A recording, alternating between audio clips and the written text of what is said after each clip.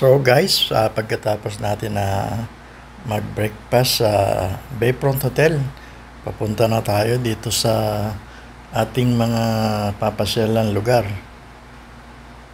Bali, ang sabi ng ating tour guide, ito, southern part ng Cebu. So, puro paahon. At ang ating mga papasyalan, puro mga nasa itaas ng bundok. So, yan guys, kasalukuyan natin nilalakbay nitong zigzag road ng papunta ng bundok. Reservation pa lang, 500,000 eh. Saan ang access nila dun sa bahay nila? Dito ma'am, sa likod. Gosay Highlands. Dito lang pala. Yan.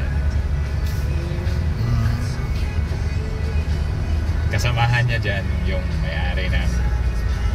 Si po Doctor, si asawa ni Donna Cruz, Dr. Lara Sapal. Parang tatlo ang bahay. Oo, tapos sa harap niyan ma'am, parang nilagyan niya ng parang naka-triangle. Tapos isang access lang sa tatlo.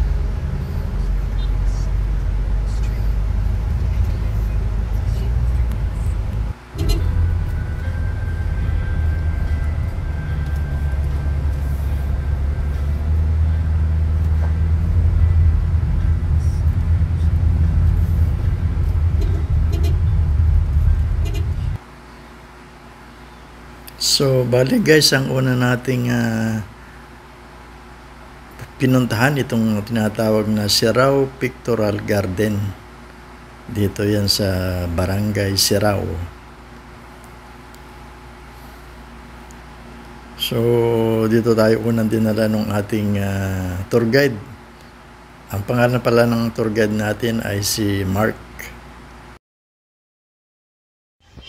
Good morning guys, nandito pala tayo sa tinatawag nila na Barangay Sirao. Ikaw dyan magpapapicture ka solo? Hindi daw. Basta mahiyain.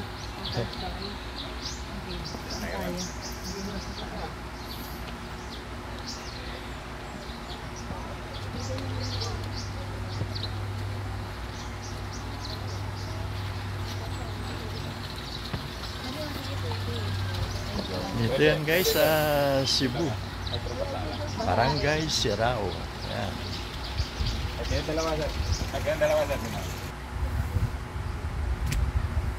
So yan guys, bali hindi na lang ito tinatawag na flower garden, kundi marami na rin silang dinevelop dito na na pwede mong pagpicturean, parang nag-design na sila ng mga ng sari-saring pakulo.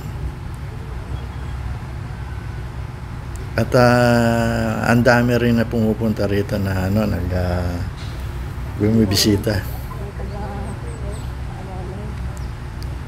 Bandang likod niya yung mga bulubundukin na napakagandang tanawin. At sa bandang ibaba niya yung tinatawag na flower garden.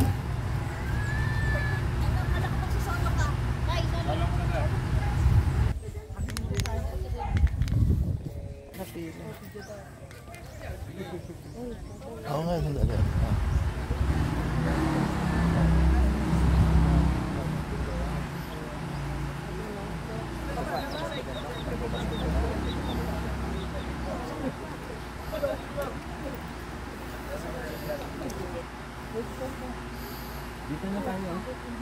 So yun guys, sa bandang ibaba, napakagandang mga bulaklak. Pwede mo rin puntahan yan sa ibaba at magpa-picture ka dyan, mag-video. Good morning guys. Nandito pala tayo sa ituktok ng bundok ng Cebu City. So, ang lugar na kung tawagin ay Taps. Yan sa background natin yung pinaka-building. At dito naman sa gawin dito yung mga tanawin yan, mga dagat. Sa portion na yan, puro mga dagat. Dito naman sa isang side, Yung mga bulubundukin. So, yan.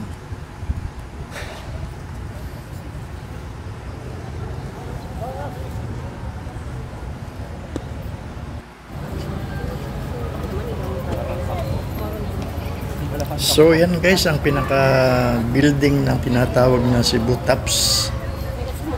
Sa ngayon do sa ating tour guide, ito yung pinaka-highest peak ng Cebu. Kung di man sa buong Cebu. Pero ito nasa Cebu City. Mas lalo kung pupunta ka dun sa pinaka-itaas pa na yun, kaya lang may additional na 50 pesos pag pumunta ka doon sa taas. Guys, habang hinihintay namin yung service namin, upo muna dito.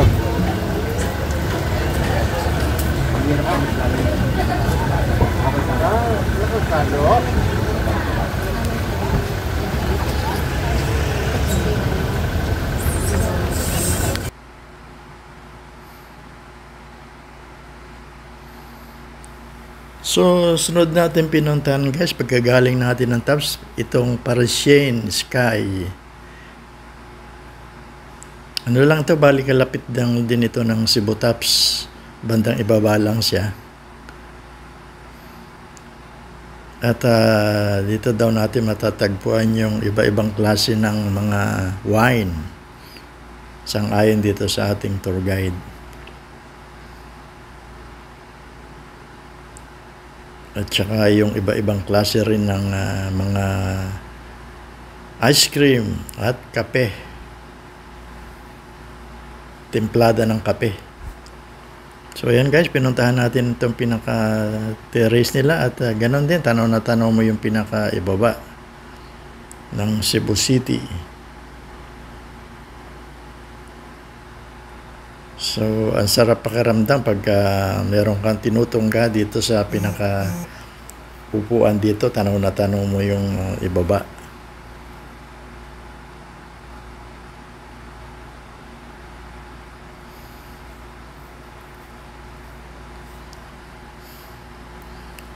So, ito yung guys yung tinatawag na wine cellar. Kung saan yung mga iba-ibang klase ng mga alak yan, mga red wine, mga alak, mga champagne.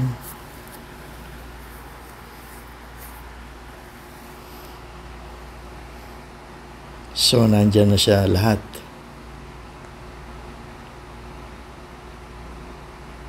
At tayo naman magpapapicture.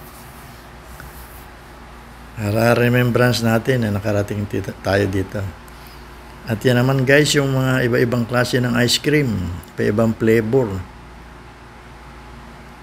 Nabihira din natin na makita kahit dito sa Manila, yung mga ganyang klase ng ice cream.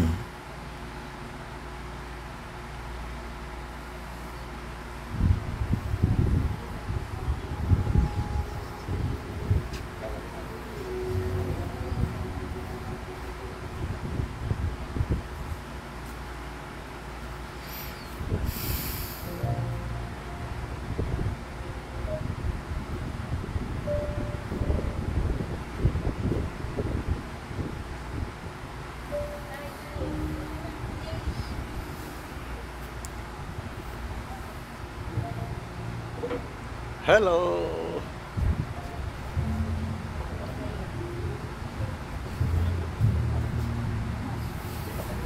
Yan guys, yung pinaka-ibaba nitong Parisian Sky, yung pinaka-garden niya. At doon, sa bandaron, tanaw natin yung pinanggalingan natin na Cebu Tops.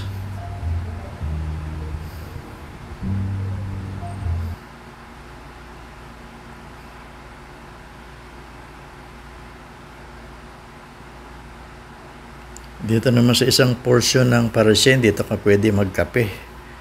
Iba-ibang klase ng templada ng kape. At saka iba-ibang klase ng tinapay. Iba-ibang klase ng mga drinks, na mga imported na drinks. Mga juice. So yan guys, dahil merienda time na, kaya nag-order na rin tayo dito ng ating pang merienda.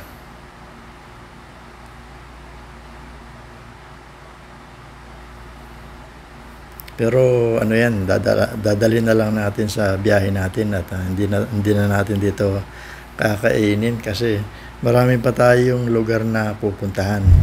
For his wife. The temple has 24 chambers.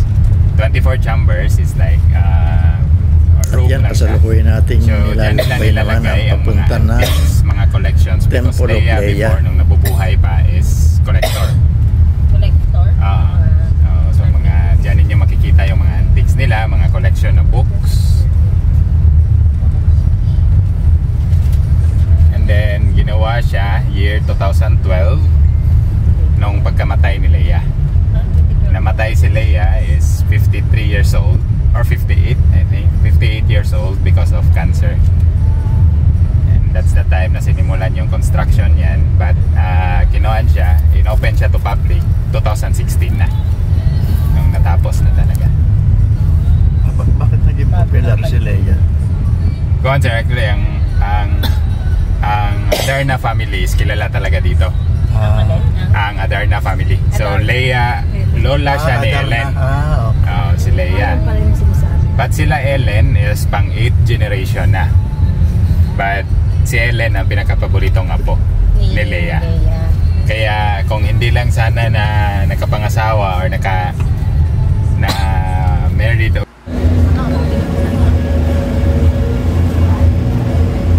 Guys, nandito naman tayo sa Temple of Leia. Mga Adarna property.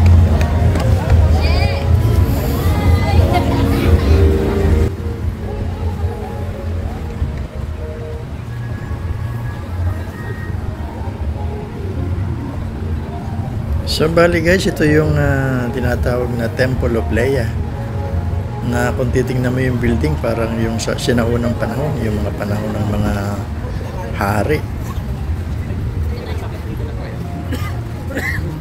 at reyna.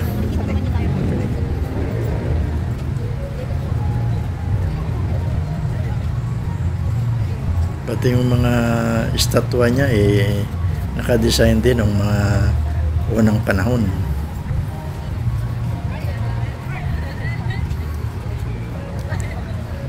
At buhat dito sa pinaka viewing deck niya, kitang-kita rin yung ibaba. Kung baga nasa bandang ibaba lang ito nung ating pinanggalingan na Cebu Taps.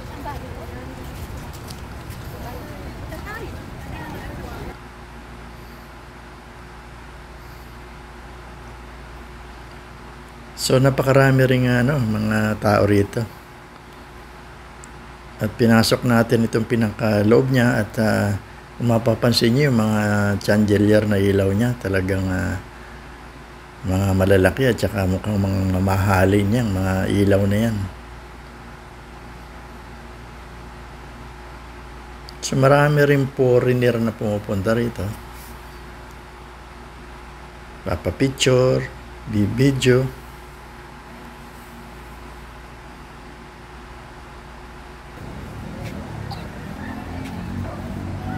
At sa mga haligi pa lang, kung mapapansin nyo, talagang napakalaki ng ginastos din.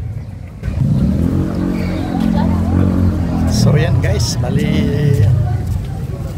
pauwi na rin tayo ngayon sa ibang naman location na punta natin.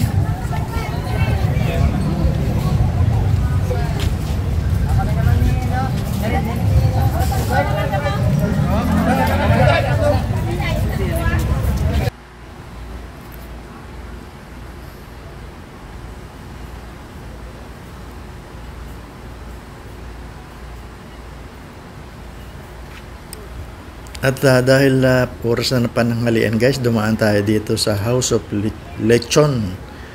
Pero hindi lang lechon ang rito, ang sineserve nila. Iba-ibang pagkain din. At lahat ng, halos lahat yata ng nagtutor, dito dinadala ng mga tour guide. So kung mapapansin nyo, napakaraming tao na naipon dito sa loob ng Kaya maghihintay ka muna na mabakante yung ibang lamesa bago makaupo.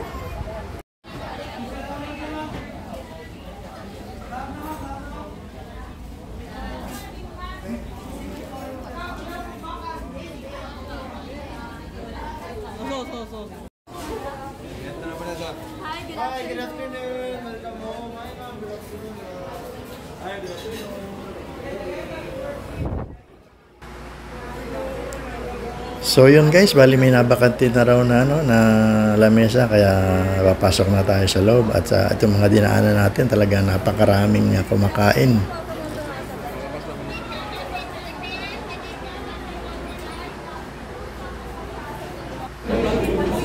Kaya maghihintay ka talaga ng mabakante bago ka mapaupo sa bakanting mesa. So yan, dito tayo napapwesto sa pinakadulo. Yan. So order na lang tayo at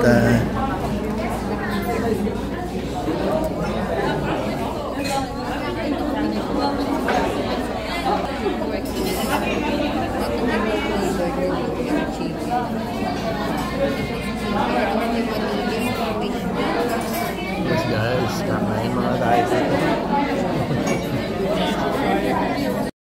So guys, pagkatapos natin kumain do sa House of Lechon, nagdiretso naman tayo dito sa tinatawag nila na na chapel, na kung saan daw si Magellan nung sinakop tong Cebu. So dito raw nagsimula yung Christianity sa Pilipinas. Kaya tingnan natin itong pinakaloob niya. Guys, nandito pala tayo sa harapan ng Magellan's Cross. Dito yan sa Cebu. So tingnan natin yung loob. So ito yung pinakaloob ng tinatawag na Magellan Cross. Diyan nakatirik dyan yung pinaka-cross na naging symbolize ng ng rito ng mga Kastila ni Magellan. At dinaanan din natin itong pinakamatandang bahay daw na nakatayo pa rito sa Cebu, na meron ng 354 years na nakatayo. Guys, nadaanan rin pala natin itong SM na halos kasi laki man ng ng MOA sa Manila. So isa ito sa mga SM dito sa Cebu na itinuturing nila na pinakamalaki doon sa mga SM na nandito. Bali guys, diretso na pala tayo ng Cordoba. So guys, ito pala yung last stop natin ngayong araw dito sa Cebu. Ito yung tinatawag nila na 10,000 Roses. Kaya lang kung araw pa, maghihintay muna tayo na dumilim. Kasi mas makikita mo raw ang ganda nito pagka yung madilim na.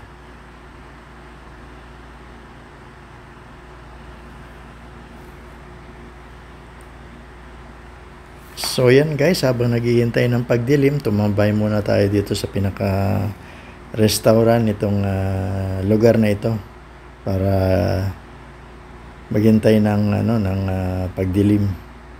So halos lahat naman ng tao na nandito. So yan, bali lumulubog na yung araw at maya-maya lang didilim na. So yan guys, nung dumilim ito, makikita mo na yung pinakaganda nitong tinatawag na 10,000 roses. At ayon sa kwento nung una daw itong mga roses na ito talagang sariwa. Kaya lang kung muna balasubasa ng mga ibang napunta rito, kinukuha yung mga bulaklak, kaya yon mga kuha na lang, plastic ang ipinalit ng ng may-ari nitong 10,000 roses. At sang-ayon din sa kwento, nagpa-picture daw dito si Ivana Alawi sa gitna ng mga roses na yan.